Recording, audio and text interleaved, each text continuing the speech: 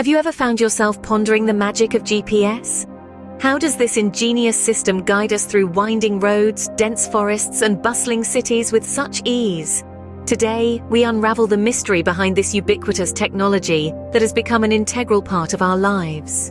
GPS, or Global Positioning System, is the brainchild of the US Department of Defense, originally designed for military use. Today, it has found a place in our cars, phones, and even our watches, guiding us to our destinations with uncanny precision.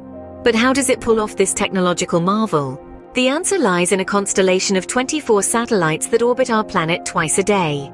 These satellites, positioned at an altitude of about 12,000 miles, are the eyes and ears of the GPS system.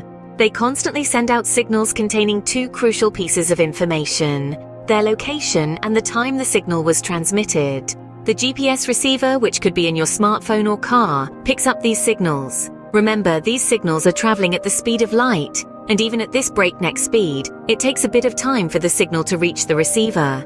This time difference is what helps the GPS receiver determine how far it is from the satellite.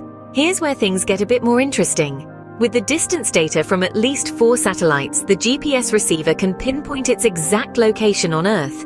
This process, known as trilateration, is akin to triangulation, but in 3 dimensions. It's like a cosmic game of connect the dots. But instead of a simple picture, you get your precise coordinates on the globe. Now, you might be wondering why you need data from 4 satellites when 3 would suffice for trilateration.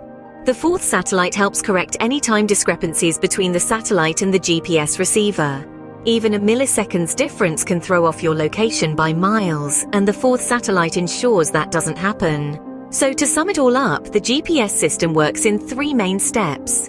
Firstly, satellites orbiting the Earth continuously transmit their location and the time.